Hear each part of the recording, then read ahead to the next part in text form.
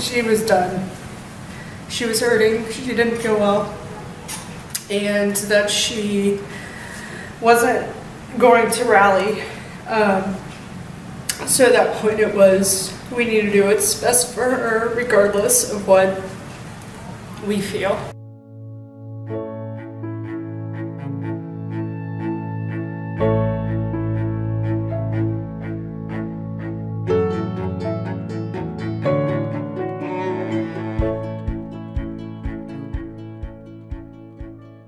So working with animals, it's kind of hard not to fall in love with them. They all have their own personalities, they all have their own quirks.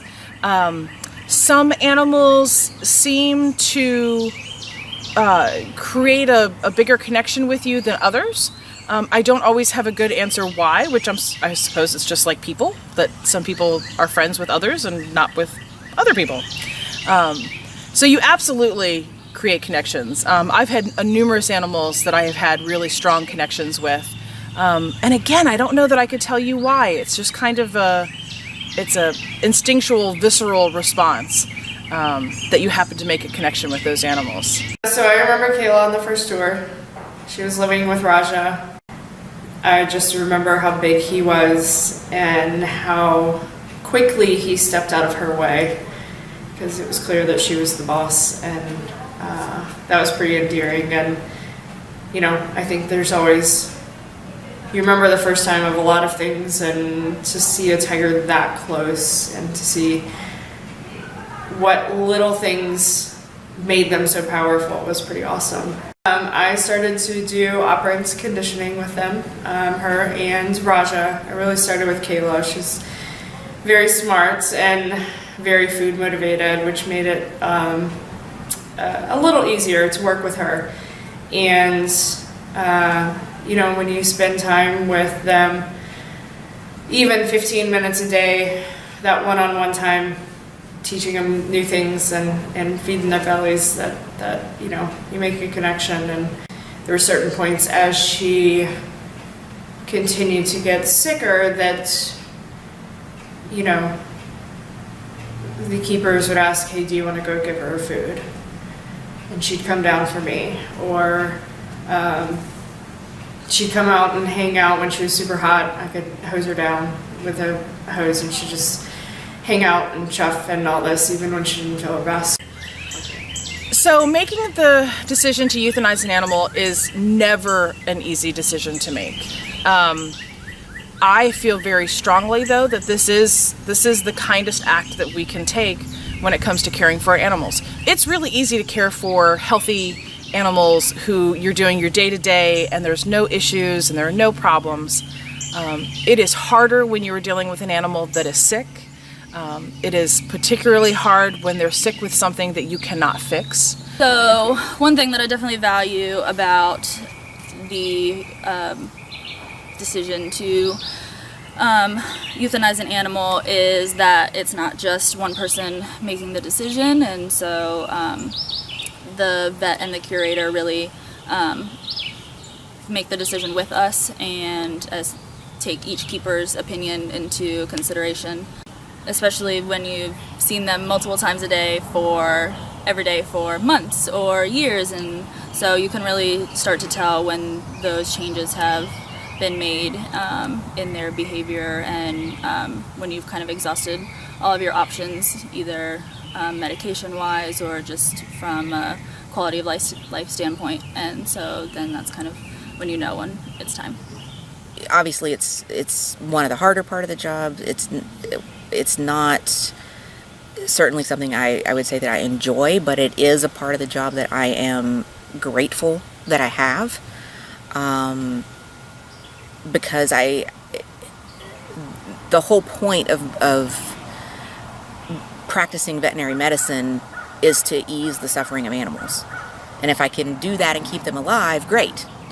But if the only choice I'm left with to ease their suffering is euthanasia, then I'm really grateful that I have that ability to do that and the license to do that. You sometimes hear people talk about having a natural death. We don't have natural deaths here in captivity. You know, these tigers that we're caring for until they're 18, 20 years old would never have lived that long in the wild. Their natural death would have been from not being able to find enough to eat, or another predator taking over their territory, and so they have lost their ability to get food or have been injured. At Carolina Tiger Rescue, we feed them. We take care of injuries. We don't allow anybody to, beat up on somebody else and not be able to eat. So all of those things we've already taken care of. And many of the illnesses that these animals are going to pass away from are not kind and gentle. Kidney disease is not a kind and gentle way to go. So when we have an animal that is ill, it's a constant conversation about quality of life, not quantity. It's not a matter of getting more days. It's a matter of getting days that matter. There are lots of decisions that we make when it comes to the medical care of our animals that we can change. If one antibiotic doesn't work, then we can try a different one. If this one anti-anxiety medication doesn't work, then we give them a different medication. If this treatment plan needs to be edited, we'll edit it. Not a big deal. We can change. When the decision comes to euthanize, it's not something we can take back.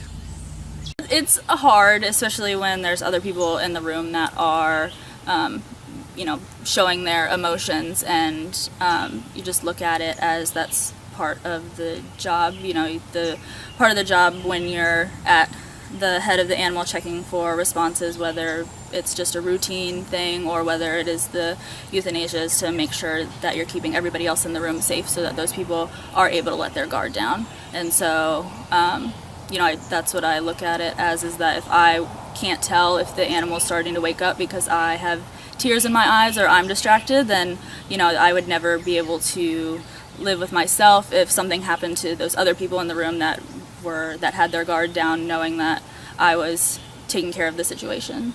Yeah, it was tough. We knew she wasn't doing well. We knew the Friday before that things were going downhill, and we got her back into quarantine. Got her into quarantine to see if she had an infected toe, and wanted to get her off of the soil in case the dirt, so that would maybe help. And by Tuesday it was pretty obvious what was going to happen. And we did it after work, and of course I wasn't going anywhere. Got to spend some time with her that day, but it was pretty obvious at that point she was done. She was hurting. She didn't feel well, and that she wasn't going to rally. So at that point it was, we need to do what's best for her regardless of what we feel. Ultimately we want to keep all of them alive forever, and it's selfish, and it's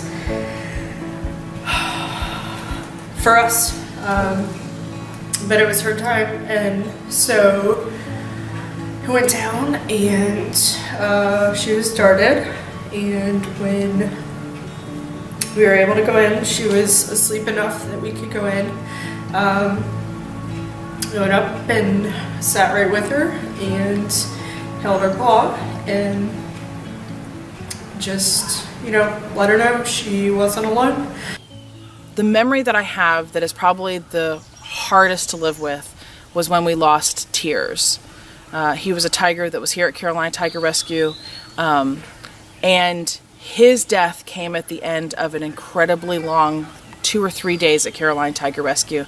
We had lost another animal that morning, then we had to euthanize him in the afternoon, and the staff was exhausted. We were just exhausted. I don't think I can ever remember being as exhausted as I was that day. And again, it was one of those, we had already had a bad day, we were already tired, and then Tears needed our attention. And so you have to dig down deep and find it again to be able to get this animal down safely and to euthanize him safely and with dignity. And I remember driving out of that sanctuary and driving out of our parking lot and just going, I cannot believe the group of people that I work with, and that even at their worst, even at a worst moment, that they are still able to come together and do their work. You know, after the euthanasia, then there's still the rest of the day. Like, all the other animals still need caring for, and so you can't just, as much as you might want to, just go home and crawl into bed for the rest of the day. You know, the other animals still need to be fed, or whatever task still needs to be done. So I usually just kind of hold it in until I can be at home and not have to worry about the rest of the day anymore. So when I started at Carolina Tiger Rescue, we did not have this memorial garden. And so I know every single stone that has been placed in this memorial garden. Every one of these animals is an animal that I helped take care of at one point or another. I know their backstories. I know their stories here at Carolina Tiger Rescue. I know the impact that they had on me as a person. Caring for animals will inherently, I think, make you more compassionate. Because a lot of times what you're giving to these animals, they may or may not return to you. They may never be nice to you. They may never chuffle at you. They may never show any sort of appreciation. But you do it because it's the right thing to do for them. I think that potentially sometimes when we're down in the room or euthanizing a cat and other individuals see the tough exterior that we have to put on to keep doing our job, I think that comes across as, you know, being harsh or not caring sometimes. And so I think that it's important for people to know that if anything, we sometimes might take it harder. For me, what I really want people to know is how hard of a decision a euthanasia is for the staff of Carolina Tiger Rescue. A lot of times our family members are getting a notice that an animal has been euthanized, so all they know is the end product. All they know is that the animal was euthanized. They haven't seen the worry at night about whether or not we can continue to provide for this animal, on whether or not we have done everything that we can. On the days that we don't know what is wrong with these animals, and yet they're sick, and we still have to try and figure out a way to treat them. To know that the staff gives all of their heart and soul, and then it's really hard that after you've given all of that heart and soul into caring for the animal, that you have to make that decision to euthanize. We provide lifelong sanctuary for these animals in the hopes that we can make their lives better. And if that includes making, you know, their last hour better by easing their transition and saying goodbye to them in a way that offers them more dignity and less pain, then I'm glad that I can do that.